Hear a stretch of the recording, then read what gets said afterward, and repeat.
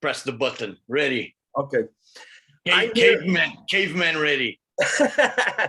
I'm here with the iconic Max Cavalera to talk about Soulfly Totem, out August 5th on Nuclear Blast. I'm sure the tribe is patiently waiting for this release. How excited are you to see this album finally reach the daylight and be out there for the masses? Yeah, albums are like kids, you make them, you put them in the world, and you feed them, you watch them grow, and then you let them go on your own way. Go find the world. So yeah, man, I'm super excited. I think Totem is perhaps one of the. It's very different from most of the records I've done my whole life, because of pandemic. Was created different. It was a journey actually of like started with me and Zion together first for 2 years jamming.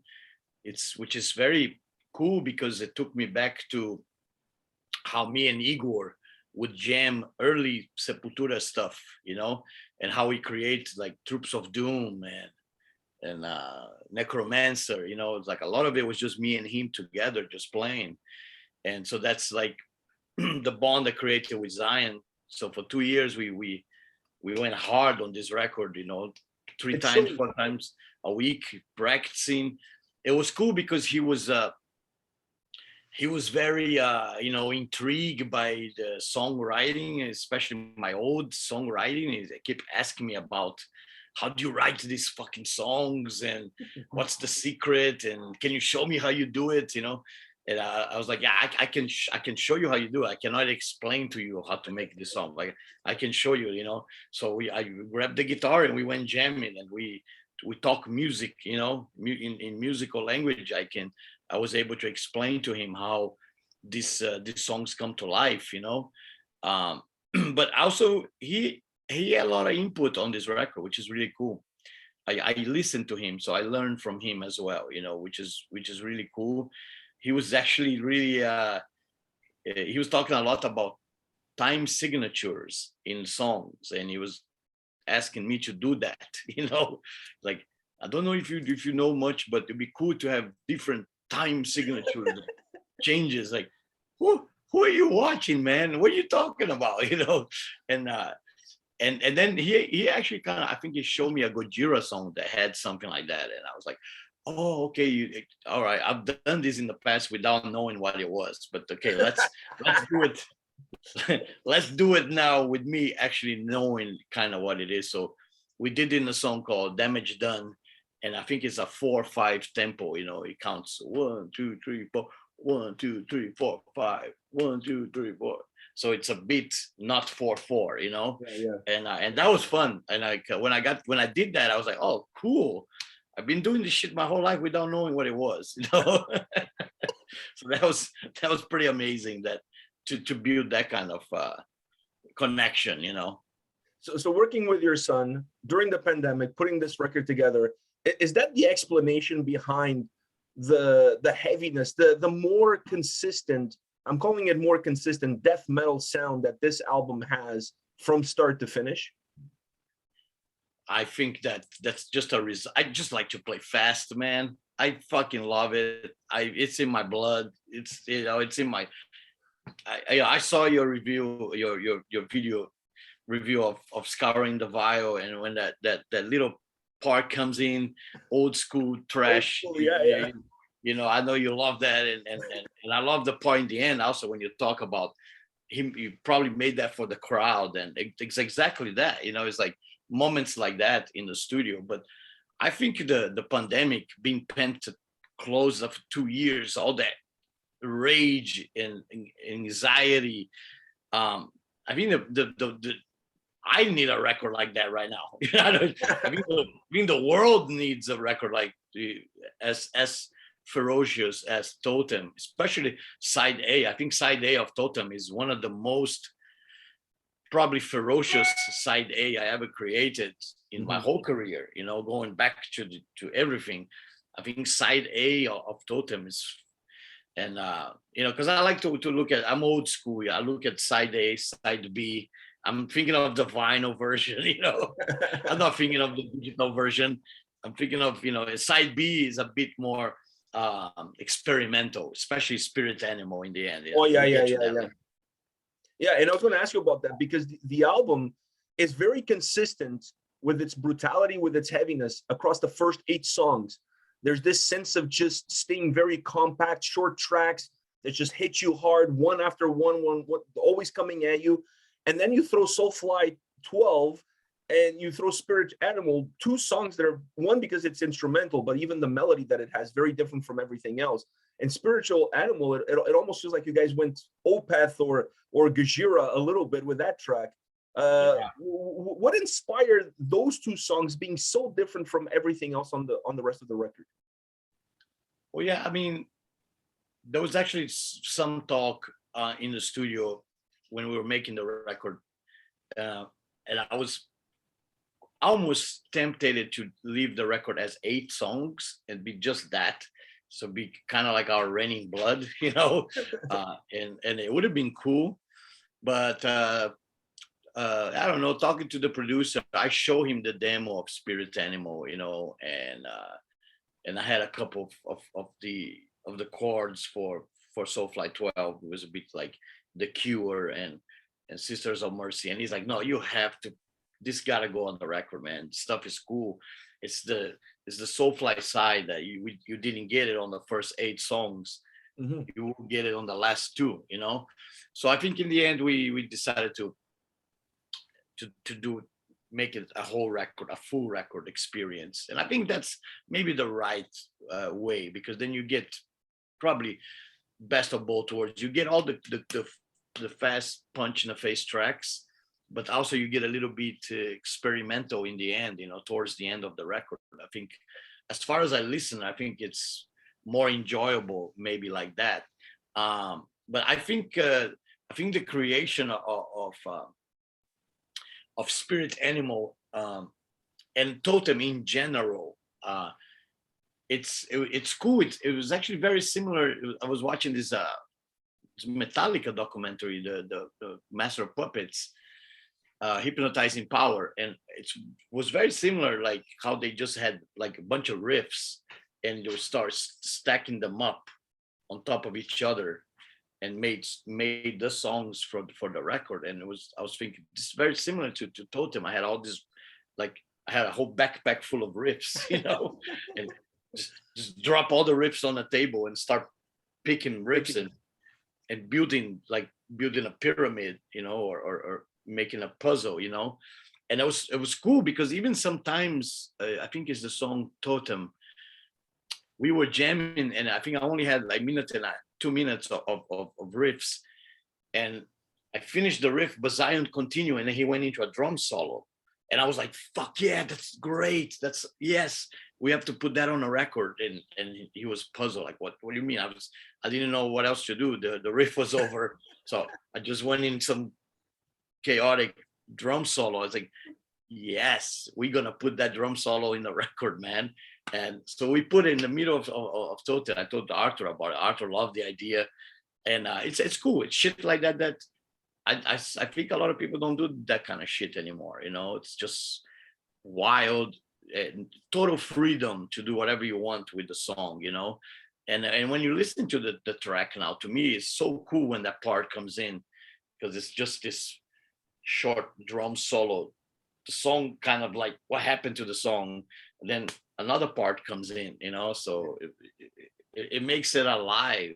I don't know, it gives it organic feeling to it, you know. I was just going to say this. I mean, this is one of my favorite Soulfly albums, and I'm not going to sit here and argue which one is the best album, but it's one of my favorite albums because it feels very organic. It feels very straight to the point. There's no beating around the bush. It just feels natural. Like press record, let's play, and whatever happens is what happens, and that's what's going to go on the fucking record. It kind of feels that way.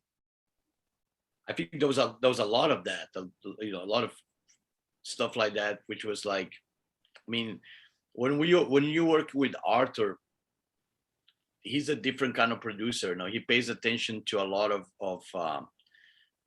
not really much on the technical side, but more on the just the feeling, that you're creating. And I remember when I hit riffs like Scouring the Vial, the middle riff, he went fucking nuts. Like, oh my God, this this is like, to me, this is like I'm 18 and I'm recording with you when you were 18. This riff you just gave me, it's so fucking cool.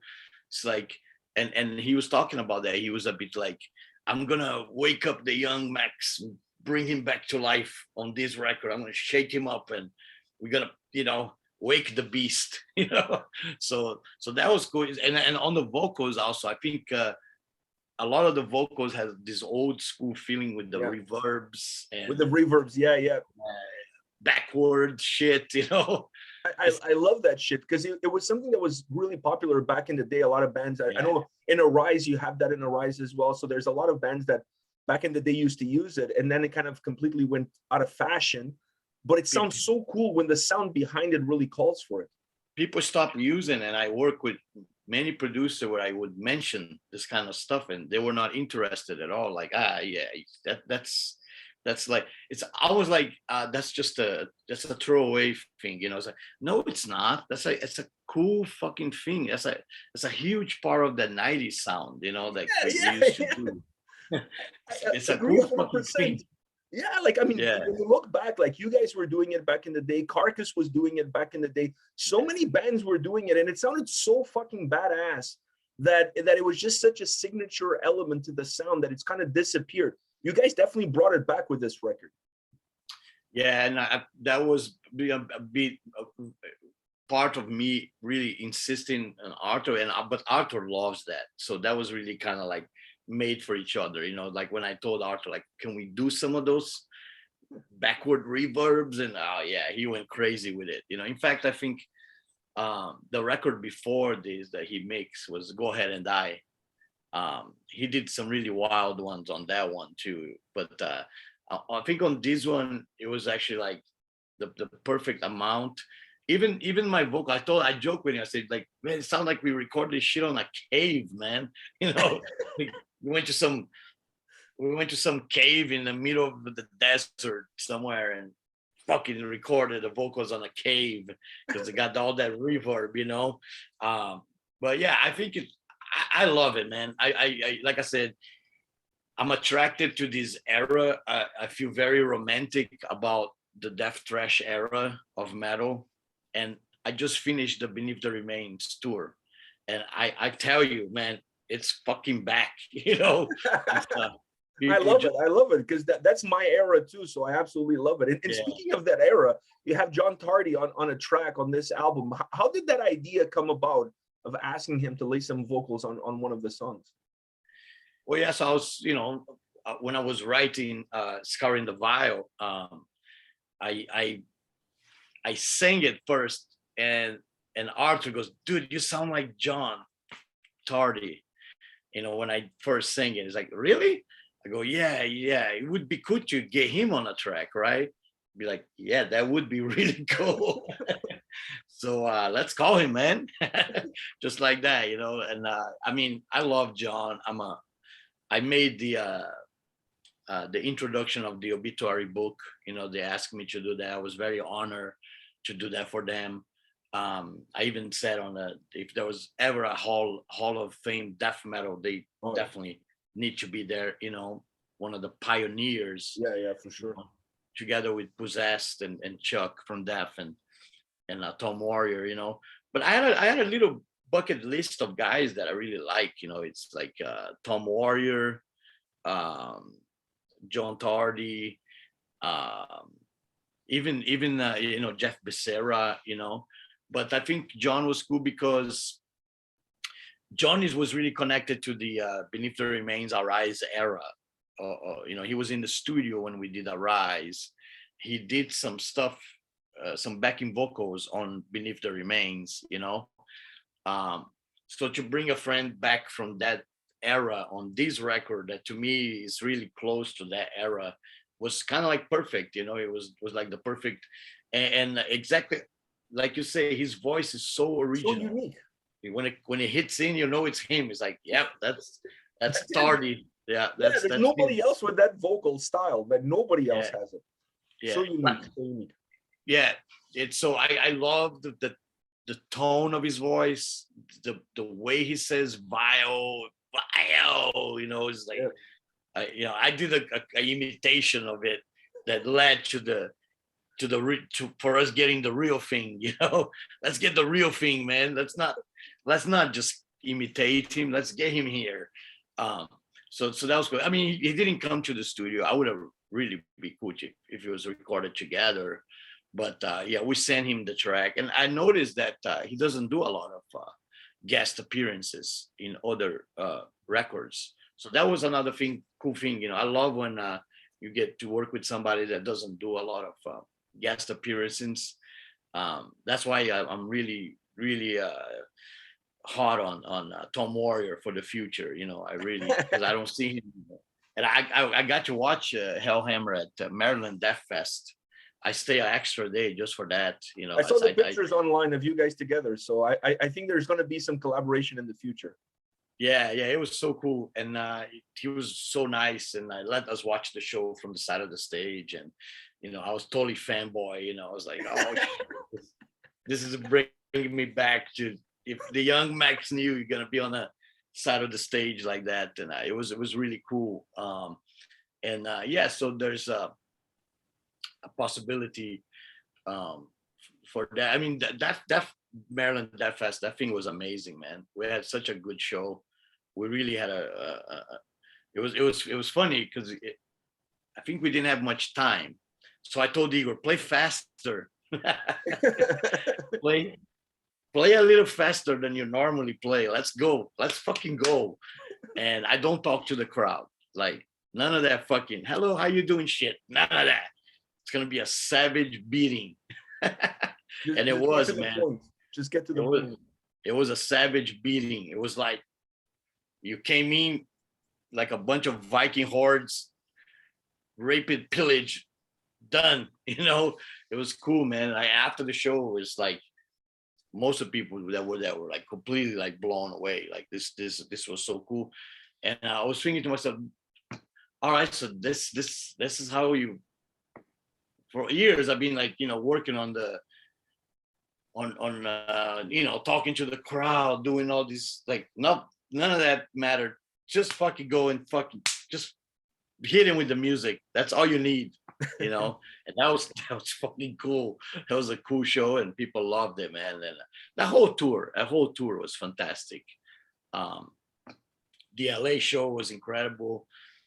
I heard some people even referring to it. It was like religious experience to watch that. I can imagine, though. I can totally imagine. I just hope that you guys bring that show to Canada at some point in time, because I'm dying to relive my youth. Yeah, there's definitely in the works to do a part 2 of that tour, and adding Florida and Atlanta. I think, of course, Canada, as much as we can do in Canada, it'd be cool. But yeah, that was fun. And like I said, I think I didn't do Totem for that reason. Totem was just how it came out. It was just me and Arthur. With the solo idea was like, I love Eternal Champion because they have this purist heavy metal sound. Their solos remind me of Randy Rhoads. It's like Jakey Lee, on Bark of the Moon kind of guitar. And I was thinking it'd be really cool if Soulfly had this kind of solos and it happened, so Arthur and John Powers were the guitar players of Eternal Champion. They made all the solos on Totem, and to me it's fantastic. It's like it's a breath of fresh air. It's like new blood. You can feel it. It's a new. There's new sounds coming at you that you didn't hear. I think that's one of the biggest questions that people had coming into the album is how you guys were going to tackle the solos and that second guitarist.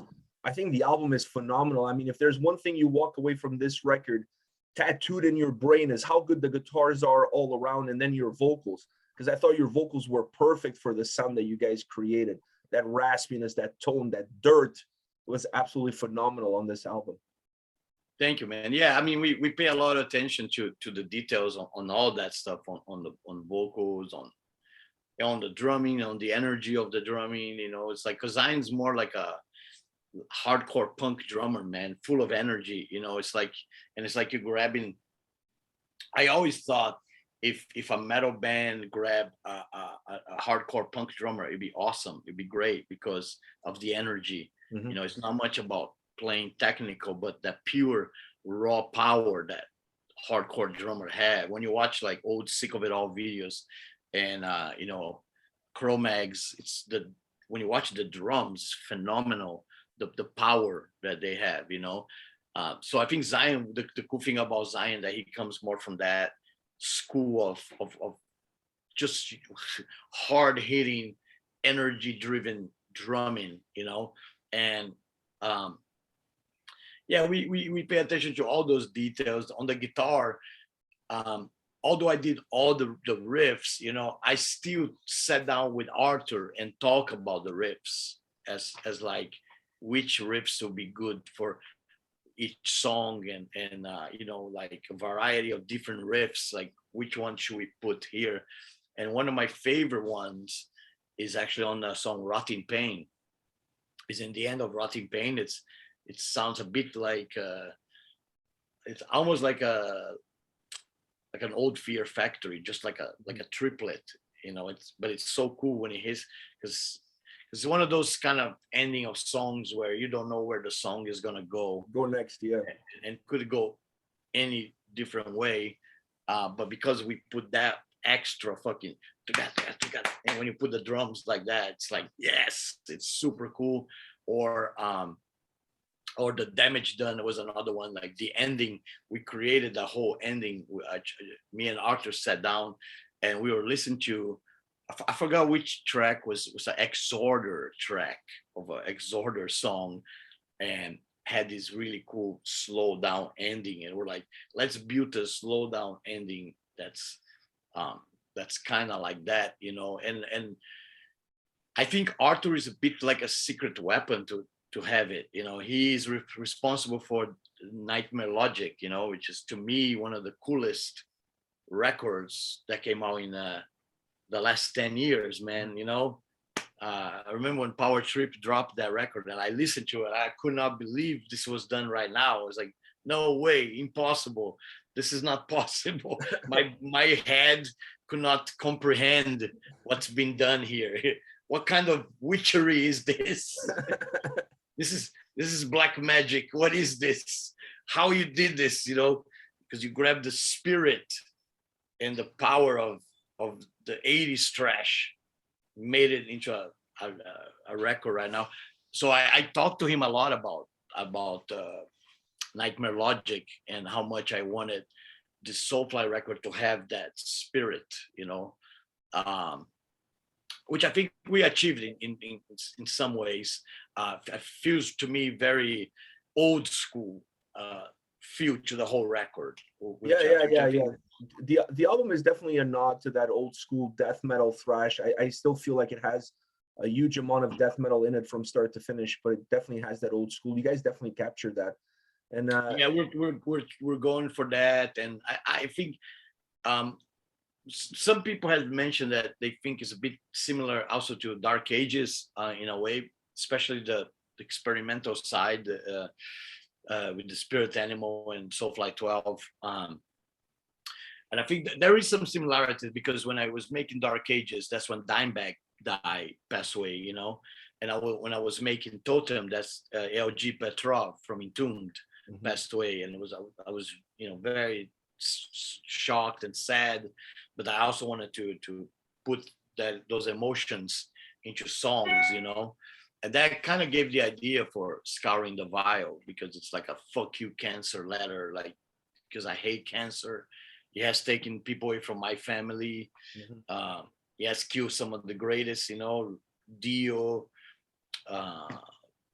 Chuck as well, yeah. Piggy, Chuck, Piggy, so many greats, and it's such a fucking evil disease because it comes in your body without you knowing, it enters you without your permission.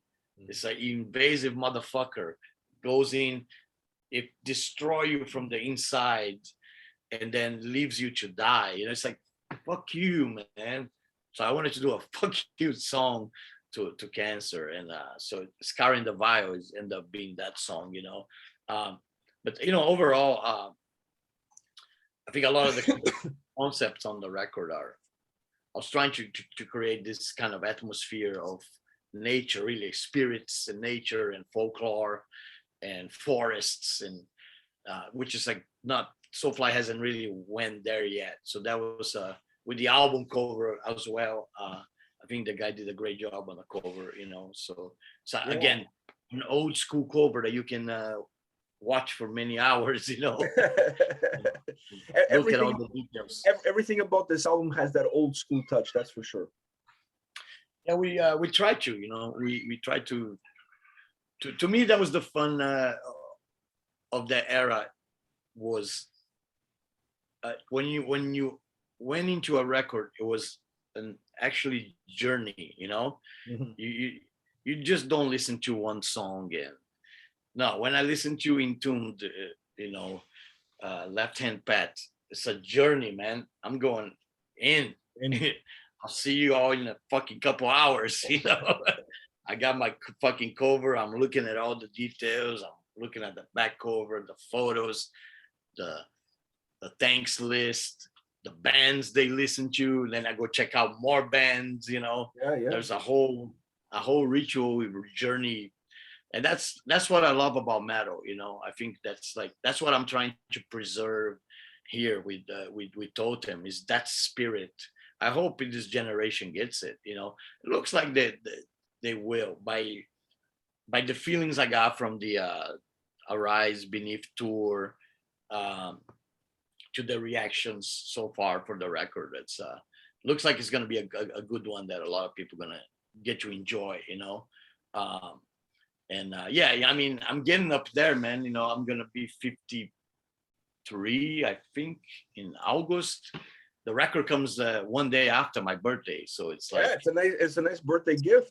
A nice gift, right?